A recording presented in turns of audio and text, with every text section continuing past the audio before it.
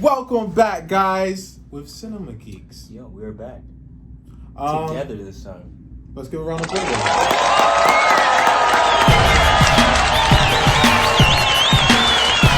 We're back. As you see, I have my co-host here with me.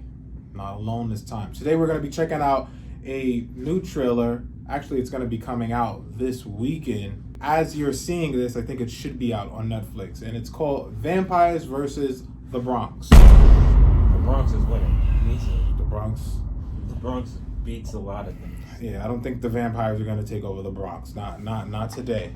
It ain't. You know, like how when that. a nuclear bomb drops and they say the roaches are what's going to be like? It's going to be roaches in the Bronx. Damn, son, you just said the Bronx is equivalent to roaches. I twist words around like crazy right here, son. I'm trying to say y'all are resilient like roaches. So that's a good thing. So I don't know. It has a lot of young actors. I think it's about a couple of teenagers in the Bronx. They're fighting against some type of evil that becomes, well, it starts lurking in the Bronx, which I'm assuming is going to be vampires, right? And I don't really know much of those actors, but they did scatter some familiar faces like Chris Redd. He's from SNL. He was also in Pop Star with Andy Samberg and On Lonely Island. Yeah, wasn't he also in... He's been scattered other places too. Like I've seen him in. Yeah, he's been other places. They have Method Man is also in it. Yep. The Kid Mero. Who is that? Who's the kid? The Kid Metro? Isn't it Kid Metro? No, you know Mero and Jesus. Is that who it is? Yeah. I thought it was the Kid Metro. No, that's the same dude. And it's DJ Envy. DJ, you calling out DJ Envy? Yeah. Damn, son. I'm not calling out DJ Envy. I'm just saying. He's DJ sensitive. Envy. He can't take that right now. Damn, son. I'm saying. Can't get up in the middle of your interview. I'm just saying. Gotta take that. But yo, also it's being produced by Lorne Michaels, creator of SNL. So you know this is very SNL layered, I guess. I don't know. It has an SNL feel to it. It's gonna have an SNL feel. SNL's DNA is etched. The director and writer is also Asmani Rodriguez, who also is like a segment director from SNL, and he's also done stuff with Mixed-ish. Yeah. And AP Bio, I don't watch that show, but that's the show with Glenn Howerton. Who's that? And the guy from It's Always Sunny in Philadelphia. Oh, see, I'm not up on Always Sunny in Philadelphia. Don't kill me and murder me, guys. Wow, that's right. Yeah, kill me and murder. But yo, let's watch this trailer. Let's get into it. And now, your trailer presentation. What's poppin', y'all? It's your girl Gloria coming at you live. Did you see a kid that's riding a bike 2 sizes too big for him? Like this little man trying to save the neighborhood. And speaking of saving the neighborhood, what's up with all these missing person flyers? Yo, check That's out the normal. courthouse. They're turning it into apartments? Y'all know how this starts. Them white people with canvas bags. Gentrification. It's always the first sign. Hey, what you doing down here, bro? It's too late to fight back now. We are going to wipe you out like the vermin you are. We got vampires in the Bronx. Oh no. Nobody gonna care that Slim disappeared. Why? Because he's a gangbanger? Nah, homie. Because he's from the Bronx, like us. There's a lot of things happening in this neighborhood right now. Oh, that is. Keep your eyes open. For sure. Yeah. Alright, yo, that was mad vague, dog. What do you do for work? Real estate. Are you seriously out at night when you know there's a couple of vampires running around? They just know that. We're gonna need some garlic and some wooden stakes, like right the hell now. Why are they always lined up like that? To the nest. Take out every last one. These kids are sweet. Yeah, mad One dog. night with you guys and I already have vampires and thugs trying to kill me.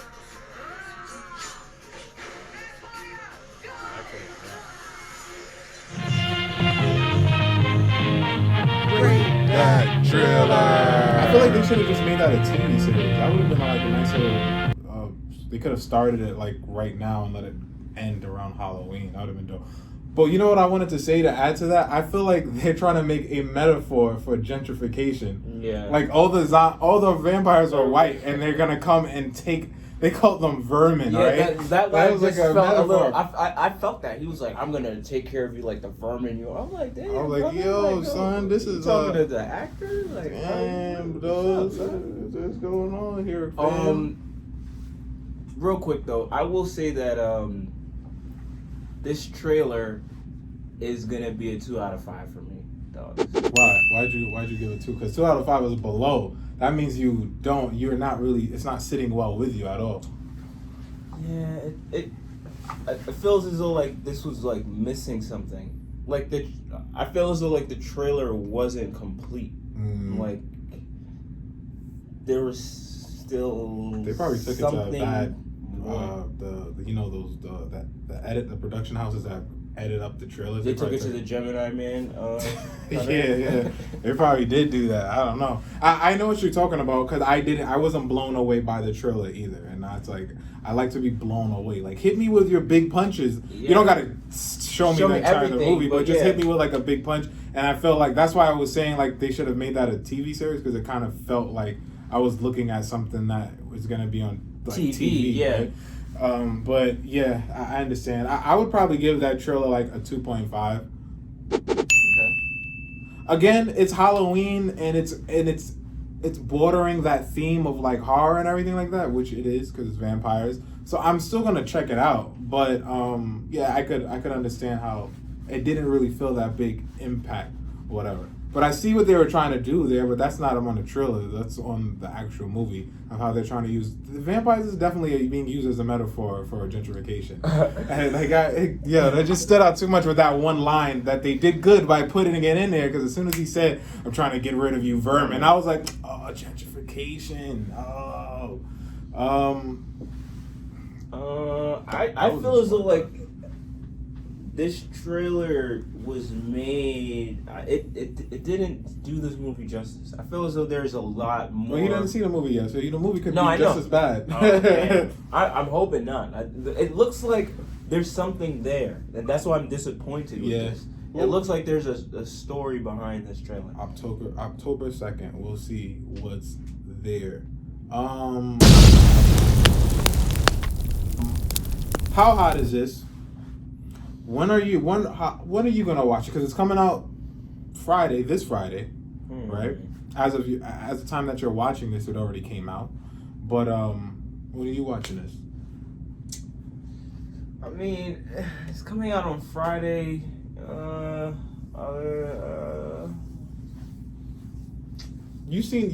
feel as though this is a movie I have to be doing nothing and I'll come around to it. When did you watch The Babysitter Killer Queen? Did you ever watch that movie? Yeah, so let's say that came out on a Friday. I'd probably watch it on a Sunday. But you didn't even watch it the week it came out, right? Did you? I watched it the week it came out. Oh, you did watch it the week it came out? Okay. The only thing, so I have a problem with it. The only thing I don't like when they do movies like this, which I know Netflix has probably like a whole schedule of when they want to release shit and everything like that. But when you have like a horror movie coming out in October, I always want it to be closer to the end of the month to hit that Halloween point. And I just hate when they let out. But I mean, they do the 31 Nights of Halloween. I know that is something that like companies do and everything like that. So I guess this is going along with that. All throughout the course of October, they're going to be releasing Halloween and horror stuff. Yeah. So I may give this a watch the weekend of. I may not. I don't know. It's like I'm gonna watch it, but I just don't know how. I may not go home on Friday and click it on. I may not. But I may. I don't know. See, right now but look, it is October, and I do want to watch horror stuff. If it's the only thing that's out that I could think of at that moment in time when I turn on my TV and I want to watch a scary movie, I'll probably just give it a try. So I don't know. I would probably watch Insidious again before I watch this. God damn. Insidious is good though. So I feel as though because this is coming out this week Friday, and I haven't really heard anything about it. For me, this movie has a lot of competition. Like I'm not gonna not watch The Boys to watch this. Facts. I'm not gonna not watch. Wait, is Mandalorian? Nah, not yet. That's the end of the year. End of the month, excuse me. Okay, I'm like, what? End of the year? Nah. Okay. That shit is coming out the day before Halloween. Okay. So yeah, like if Mandalorian was out, like this would be in competition. Yeah. I'm just saying, like this movie with the way it is, it hasn't done enough for me. Yeah, it hasn't. You know what? Let me put down my regular shows to watch this. Yeah. This is something that I will take my time to go watch. I feel you on that one.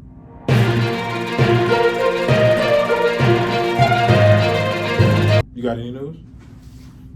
only news I got is regarding Jamie Foxx. Well, my news is going to be mostly Marvel related, but I guess we could start off with that. Jamie Foxx is gonna. There's not a confirmation, but there's talks that he is in talks to reprise his role as Electro, but now from Spider-Man 2 of the what's the guy's name? Oh, Andrew Garfield. Andrew Garfield's Spider-Man, right? That he was Electro in Andrew Garfield's Spider-Man, right? And he's gonna be reprising that for Spider-Man 3. But now, what is Spider-Man 3? Tom Holland. That's Tom Holland Spider-Man. That's Tom Holland not Spider-Man. Andrew Garfield Spider-Man. It's not Andrew Garfield. Okay. So that's. Are you up for that? How do you feel about that? I mean, I think. Did you like him as Electro in Andrew Garfield? I didn't like anybody in that movie, honestly. Yeah. Other than like, Emma Stone as Stone? Gwen Yeah, Stacy, Emma like Stone as Gwen Stacy. yeah, that worked. But I don't think to be fair, the actors weren't the problem with that movie. The script was. There's a lot of things wrong with Spider-Man. I digress. I'm happy to see that Jamie Foxx will continue to be Electro. I like to see, black people be supervillains. Superheroes. Yeah, I like to see both sides of the spectrum. And anti-heroes. Those are cool too. And also you have the guy who was Jonah J. Jameson. He reprised his role again. That's cool because I like him as Jonah Jameson. What's his name again? His name is Jonah J. Jameson. Yeah, okay. But I like him as that character, so that's cool. I think he like knocks that character out the park. Definitely. But it's cool to see that Spider-Man the Marvel franchise isn't above reaching back into the nostalgia bag to pull actors that we like to. I mean, at this point in time, they like, yo, I remember you guys in the dirt. Let me pick you back up and make you gold. Because anything Marvel is touching right now is freaking gold. I'm kind of indifferent to him being Electro because I guess, like you said, the movie, it didn't really do much to me. So him playing that role as that villain is not really, it wasn't really a standout role for me. But so it's like if he's cast again, it's gonna be like, all right, well, the MCU is probably gonna do a way better job at telling the story as him as a villain. Yeah. So I'm not against it or for it. It's just like something I'll just sit back and watch and see how they do it. See, the thing is, what makes me comfortable, because I know Jamie Foxx is a good actor. Mm-hmm. We've seen him in Django. We've seen him in Collateral. We've seen him in several different movies. Yeah. The problem with Electro was the script, the screenwriter, and the direction they have for that movie. Yeah. So with this new take on it, they may be able to add like a whole new character dynamic to him, make him more fleshed out. So it's not like they have to keep the same exact writing of the character they did in Spider-Man 2. They can reintroduce him as Electro. He can get his powers all over again. Yeah, they could do that too. Yeah, cool.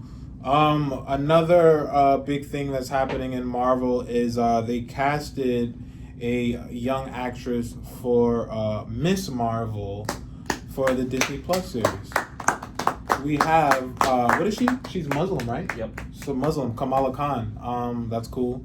They actually have the animated versions of the New Avengers where I think she plays not the same actress, but they have the character out on Disney Plus too. I think they call it the New Avengers, maybe something else. What's crazy about that story, controversial, is that she got casted. I guess, well, obviously, when they have a role coming out, they have several people auditioning for that role. When she got casted, the girl that was auditioning for that role before, I don't know her name or anything like that, she took that script that they gave to her to read and she leaked it online. And I don't know if they're sticking with that script or not, but goddamn, that girl has to be getting sued. But it had a little tidbits like, so I think Mrs. Marvel is gonna be coming out after Miss Marvel. Sorry, she was married or some shit. Yeah. She was married. I think Miss Marvel's gonna be coming out after Winter Soldier. I don't know how far it is or whatever like that. But so it's coming out after WandaVision. Definitely, because WandaVision is gonna be the first series, I think, the premiere. And I think Winter Soldier may be setting up for Miss Marvel because I know I shouldn't have done that, but I was like kind of looking at the leaked So script. spoiler alert. And Spoiler it said alert. something spoiler about alert. Winter Soldier in it, so it's related to that, I think. So we don't know. Maybe in Winter Soldier they're gonna set up for Miss Marvel, maybe not. I didn't say the actress's name. Her name is I don't even know if I can pronounce this properly. Iman Vellani. I may be wrong about that. Sorry if I just slaughtered your name, but congrats to you. I'm not really sure where she's from though. I don't know. I have to do more research on that. Some other news is Samuel Jackson is going to be returning to, I think, Disney Plus series. I guess they didn't show which one, as Nick Fury. And I thought he was getting his show. Oh, he's getting a show? I thought it was. I don't know like what that it is. Fury. It was gonna be like something called Fury. Oh, that'd be kind of. And I thought they were making that as a way to like gear us up, the audience, for an MCU universe without Samuel Jackson in it. So it's like, yo, here's this series with Samuel Jackson, and now there's a new Nick Fury or whatever they have. I mean, they've been scattering him around where it's like, is he really moving the plot of everything anymore? Not really, but they scatter it in. He is moving the plot. How do you feel like he's moving the plot? I feel like he's just like so like Sword and Shield. I mean, he Sword did, but in the Spider-Man, yeah, he was the person who got the Avengers together. But that's like just finding a little note on the ground that says Sword. I feel like I feel like they just throw Samuel Jackson in just to throw some like eye candy, like, oh snap, Nick Fury, yo, where's he at? Oh, what is this? Oh, that's Sword. Oh, like, you know, I feel like his role is not that important. They just use him to throw him in to introduce something and then pull him back out. Kind of the same way they did with the end of Endgame, where he's trying to dial Carol Danvers. I think even though we already seen Captain Marvel before that, right? Our movie came out. Oh, so that was the first time, and then the movie came out after that. Yeah. Oh yeah, it came out in between the movie. Okay, yeah, you're right. But it's kind of like that too. Like he's moving the plot along. Though. I guess he is. He is literally moving in a very minuscule way. He's doing big things, right? Exactly. Yeah, They use him for like the smallest thing, but that smallest thing is the straw that makes it bigger. So either way, I think that would be dope. A Fury TV series of him, that would be kind of dope. Yeah, I'd like to see Samuel Jackson just, you know, acting more. And I feel as though this Nick Fury character, he's really like settled in, and like it's his own now. Like I can't imagine MCU without Samuel Jackson. Can't imagine seeing a white Nick Fury anymore, yo. Get Rob, what's his name? Hasselhoff? David Hasselhoff? I think he played Nick Fury in like a movie or a TV series somewhere like in the 80s or 90s. But that's funny because he could also be the white Nick Fury. He was the white Nick Fury. But yo, that's the news, ladies and gents. Yo, what did y'all think of that trailer? You know, vampires versus Bronx? the Bronx. Yo, I honestly think those vampires is getting slaughtered, son. They're getting washed. They did kill that one dude we saw, because they bit his neck. But I think that's the only dude that they're gonna kill. That's it, son. The Bronx. They don't play. Go to Yankee Stadium. let a vampire go to Yankee Stadium. Okay? But yo, this is Cinema Geeks. Alright, we out. Peace. Hey guys, I don't know if you heard, but Waves Club YouTube channel is splitting up into 3 different sections. You're gonna have Waves Club for all your comedy skits, then you're gonna have Press Play University for all your dope educational videos, and then we got Cinema Geeks for all your film related and media topics. And this will all be called Waves Digital.